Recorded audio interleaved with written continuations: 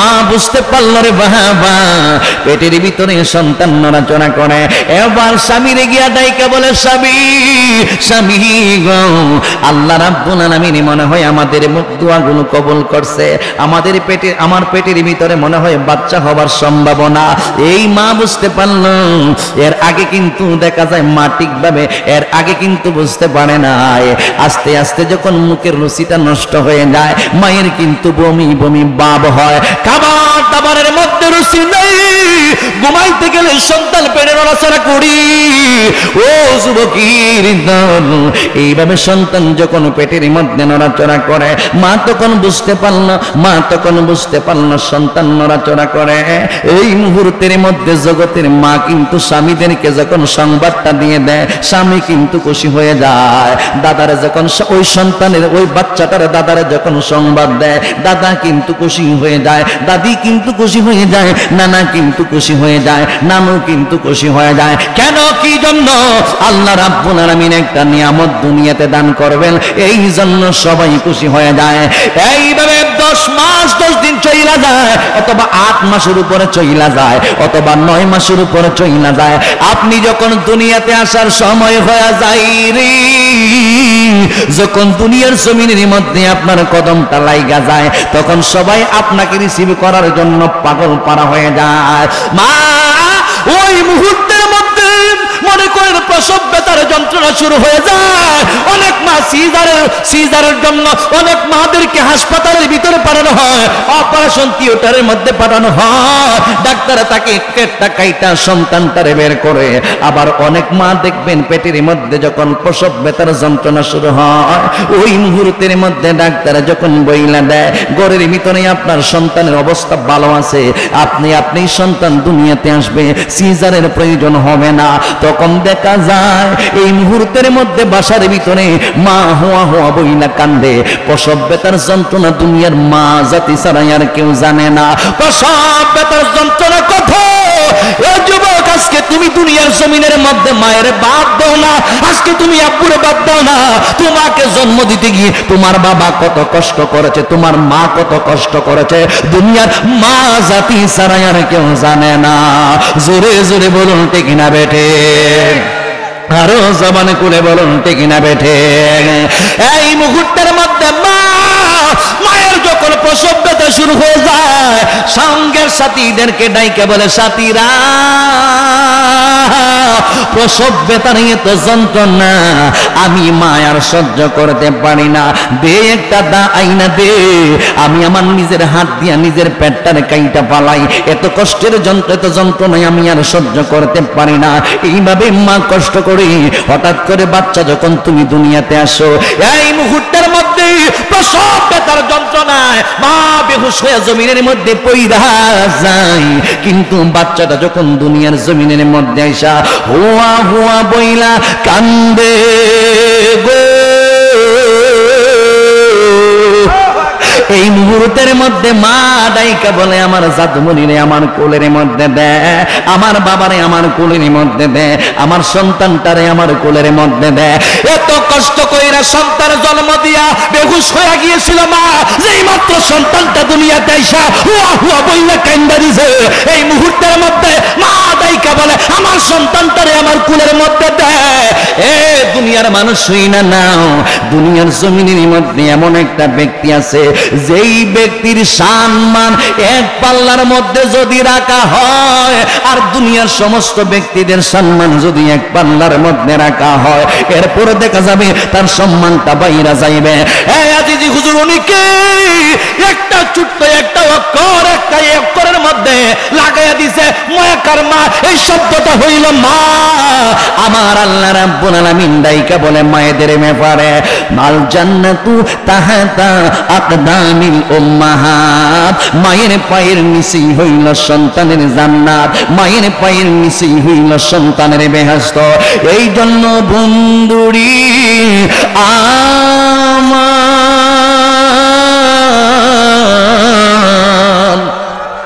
প্রায় মাহফিলগুলোর মধ্যে আমি বইলা থাকি, তামাম পৃথিবীর জমিনটারে তুমি কয়েক হাজার কোটি বার বিক্রি করতে পারো, শুধু বাংলাদেশ নয়, আমার আল্লাহ রাব্বুল আলামিন জগৎ জগৎটারে সুন্দর কইরা সাজাইছি, গোটা জগৎটার যুদ্ধ যদি তুমি কয়েক হাজার বার বিক্রি করতে চাও, বিক্রি করলেও দেখবাই তুমি জান্নাতের একটা ইটের মূল্য দেওয়া যাবে না।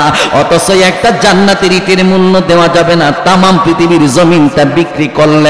অথচ নবী কয় আল জান্নাতু তাহতা আকদামিল উম্মাহাত, ওই মায়ের পায়ের নিচেই হলো আল্লাহর জান্নাত। জোরে জোরে কি সুবহানাল্লাহ বলা যাবে না? আমার আশিকের জাকিরের মুহিবিন মুরব্বি বাবা জিরারে, ও রায়পুরার মানুষ, আল্লাহ রাব্বুল আলামিন তোমাকে আমাকে দুনিয়ার জমিনের মধ্যে পাঠানোর আগে তোমার দেহের ভিতরে তোমার দেহটাকে আমার আল্লাহ সৃষ্টি করেন নাই। কিন্তু বান্দা, এই দুনিয়ায় আসার আগে আমার আল্লাহ রাব্বুল আলামিন তোমার রূহটারে আগেই বানায়া রাখছে। এই জগৎটাকে চার ভাগে আমার আল্লাহ বিভক্ত করে দিয়েছেন। একটা জগতের নাম হইল আলমে আরোহা, আর একটা জগতের নাম হইল আলামুদ দুনিয়া, আর একটা জগতের নাম হইল আলমে বরজখ, আর একটা জগতের নাম হইল আলামুল আখিরা। এই জগৎ সমূহকে আল্লাহ রাব্বুল আলামিন চার শ্রেণীতে বিভক্ত করে দিয়েছেন। এখন আপনি চিন্তা করবেন তিনটা বিষয় নিয়ে, আমি কোথায় ছিলাম, আমি বর্তমানে কোথায় আছি, এবং আমি ভবিষ্যতে কোথায় চলে যাব। আপনি পাস্ট টেন্স নিয়ে একটু গবেষণা করবেন, আপনি প্রেজেন্ট টেন্স নিয়ে একটু গবেষণা করবেন, আপনি ফিউচার টেন্স নিয়ে একটু গবেষণা করবেন, আপনি অতীত বর্তমান ভবিষ্যৎ নিয়ে যদি একটু গবেষণা করেন, করার মতো যদি করেন, রাতের বেলা যখন ঘুমের ঘরের মধ্যে চইলা যাইবেন, বালিশটার মধ্যে মাথাটা রাইকা এই মুহূর্তের মধ্যে চিন্তা করবেন কোথায় ছিলাম, কোথায় আছি, কোথায় যাব। এই তিনটা বিষয় চিন্তা করলে রে বাবা, একটা মানুষ নামাজ রোজা হজ যাকাত সারা দুনিয়াতে বসবাস করতে পারবে না। জোরে জোরে বলুন ঠিক না বেটে? ছিলাম আলমে আরোহা, এখন আসছি আলামুদ দুনিয়া। ও মুরব্বি বাবাজিরা গো, আমি যখন আলমে আরোহার মধ্যে ছিলাম, আমার রূহটা ছিল আলমে আরোহায়। আমি কিন্তু দুনিয়াতে এমনিতে আসি নাই, মা বাবার মিলনের পরে আমি বাবার পৃষ্ঠদেশের মধ্যে ছিলাম। নাফাক তরল পদার্থটা যখন মায়ের ওই জায়গার নির্দিষ্ট একটা জায়গা আছে, ওই জায়গা দিয়া যখন বাচ্চা পানির মধ্যে ওই জায়গার মধ্যে যখন তরল পদার্থটা পড়ে গেছে, ওই জায়গার মধ্যে ওই নাফাক জিনিসটা 40 দিন পর্যন্ত অবস্থান করেছে। এরপরের 40 দিন এটা রক্তপিণ্ড হিসেবে এটা গঠিত হয়েছে, এরপরের 40 দিন এটা মাংসপিণ্ড হিসেবে গঠিত হয়েছে। এইভাবে মনে করেন 120 দিন যখন চলে যায়, একটা মানুষের কোনো অস্তিত্বই ছিল না। ছিলাম বীর্য, এরপরে হয়েছে রক্ত, এরপরে হয়েছে মাংসপিণ্ড। এইভাবে 4 মাস যখন চলে গেছে রে যুবক, ও মুরব্বি বাবাজিরা গো, মায়ের পেটের ভিতরে আপনার কোনো অস্তিত্ব ছিল না। আপনার হাত ছিল না, আপনার পা ছিল না, আপনার কর্ণনাসিকা মুখ জবান বলতে কোনো কিছুই ছিল না গো।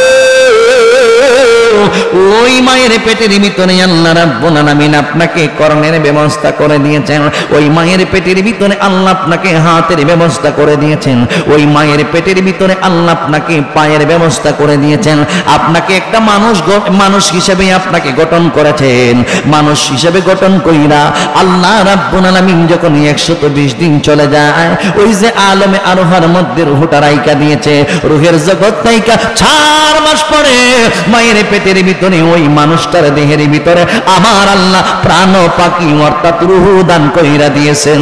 জোরে জোরে কি সুবহানাল্লাহ বলা যাবে না? আরো জবান খুলে বলুন আল্লাহু আকবার।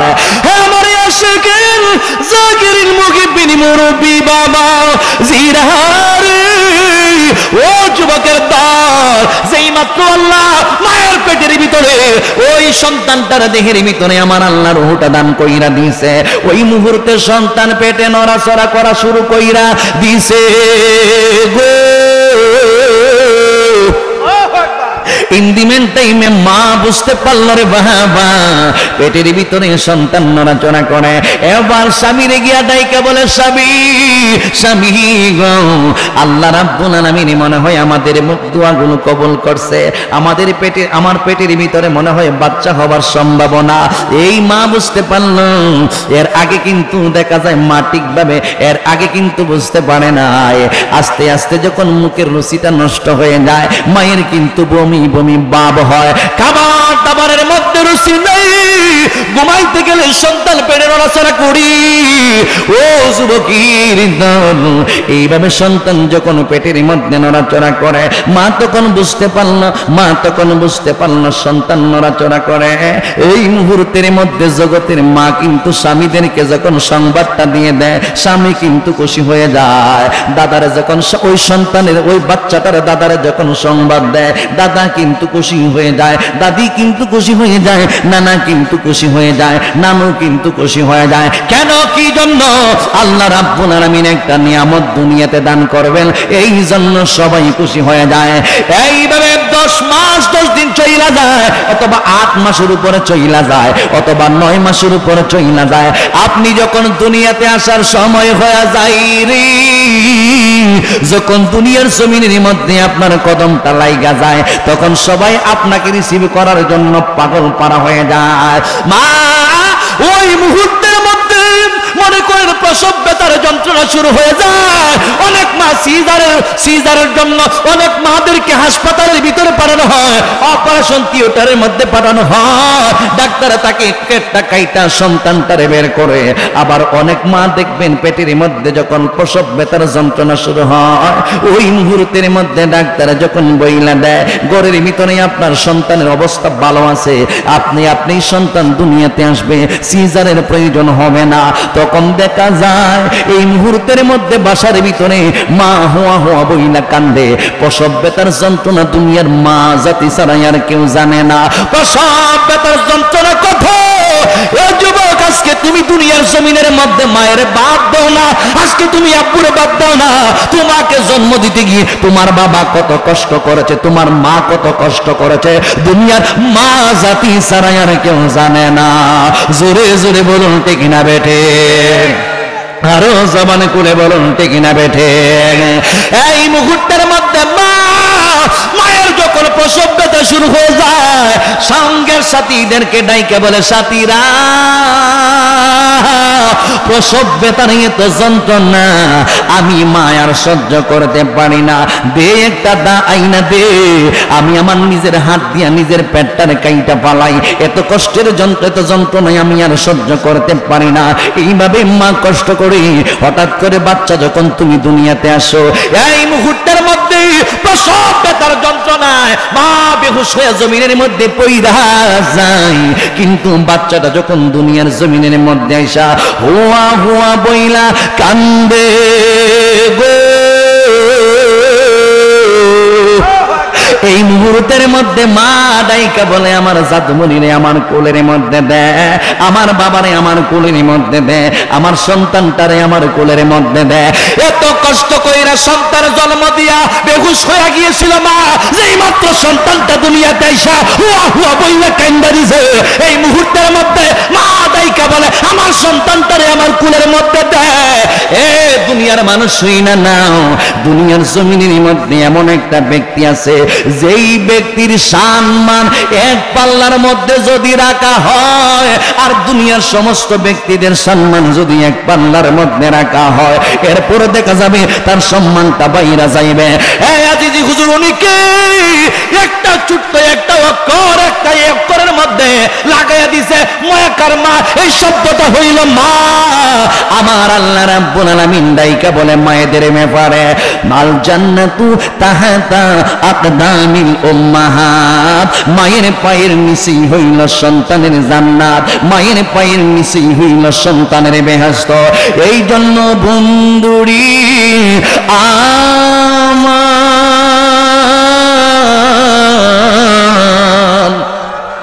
প্রায় মাহফিলগুলোর মধ্যে আমি বইলা থাকি তামাম পৃথিবীর জমিনটারে তুমি কয়েক হাজার কোটি বার বিক্রি করতে পারো, শুধু বাংলাদেশ নয়, আমার আল্লাহ রাব্বুল আলামিন সুন্দর কইরা সাজাইছি, গোটা জগৎটার যুদ্ধ যদি তুমি কয়েক হাজার বার বিক্রি করতে চাও, বিক্রি করলেও দেখবাই তুমি জান্নাতের একটা ইটের মূল্য দেওয়া যাবে না।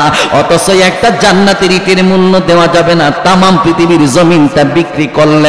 অথচ নবী কয় আল জান্নাতু তাহতা আকদামিল উম্মাহাত, ওই মায়ের পায়ের নিচেই হলো আল্লাহর জান্নাত। জোরে জোরে কি সুবহানাল্লাহ বলা যাবে না? আরো জবান খুলে বলুন আল্লাহু আকবার।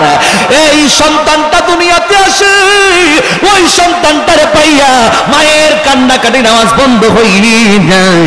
মা সন্তানটারে কোলে নেওয়ার জন্য পাগল হয়ে যায়, বাবা সন্তানকে কোলে নেওয়ার জন্য পাগল হয়ে যায়, দাদা সন্তানকে কোলে নেওয়ার জন্য পাগল হয়ে যায়, নানা নানু যারা আছে সবাই কিন্তু ওই সন্তানটাকে কোলে নেওয়ার জন্য পাগল হয়ে যায়।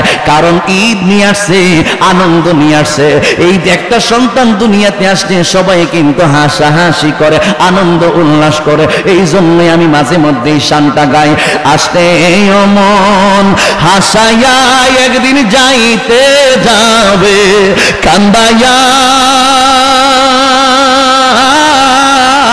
ওরে বন পুরাইলে রঙের জলসা যাইব শেষ হইয়া, আসলে মন হাসাইয়া একদিন যাই। আহা, আপনারা আওয়াজ দিতেন না? শানটা ঠিক আছে নি? এটাকে আমি তবলা লই আইছি, গান গাইতেছি নাকি শান গাইতেছি? তাহলে আমার সাথে একটু আওয়াজ দেন, কষ্ট হইব? আসতে মন হাসাইয়া একদিন যাইতে যাবে, কান্দাইয়া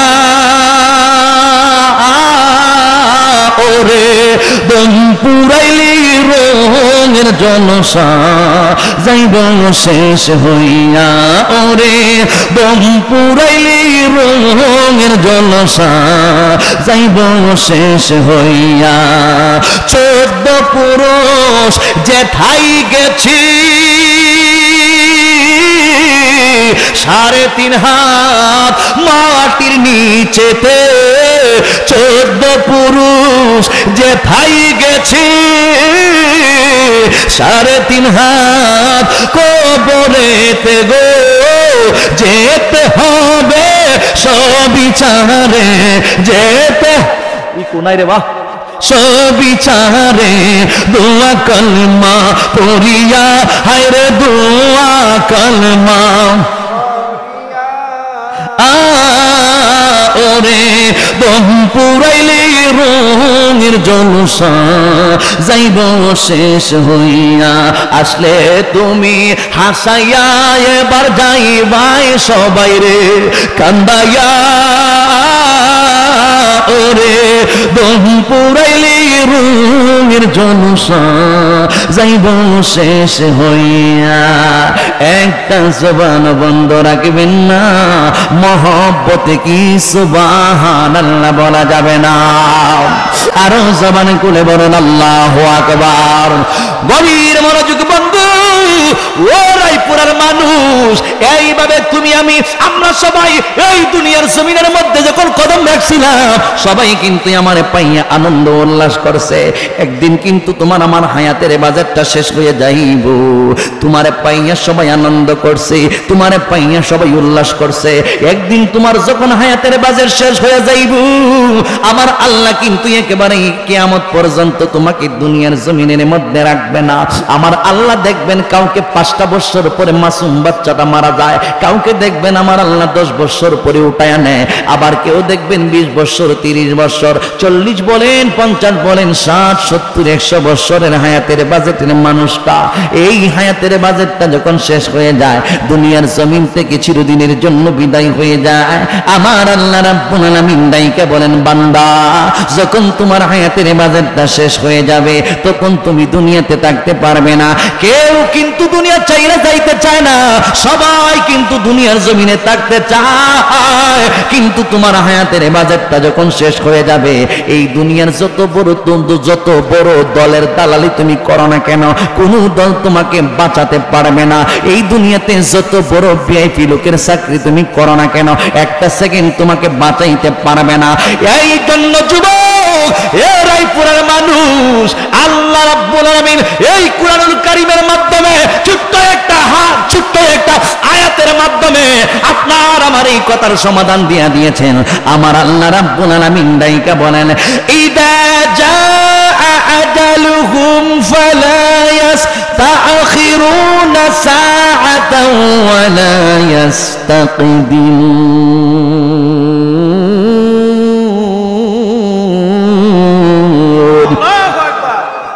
হায়াতের বাজেট যেই মাত্র শেষ হয়ে যাইব, এই মুহূর্তের মধ্যে আজরাইল আলাইহিস সালাম তোমার আমার দেহের ভিতর থেকে রূহটারে হরণ কইরা নিয়ে যাবে।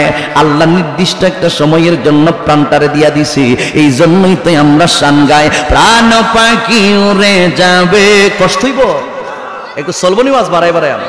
প্রাণ পাখি উড়ে যাবে পিঞ্জর ছেড়ে, তোরা তুমি সবই রবে, তুমি যাবে চলে। বন্ধু বান্ধব যত, পিতা মাতা তারা শুধু হয়ে যাবে কলি পর। রে মন আমার কেন বান্ধু দালান ঘর, রে মন আমার কেন বান্ধু দালান ঘর। একদিন মাটির ভিতরে হবে ঘর, রে মন আমার কেন বান্ধু দালান ঘর।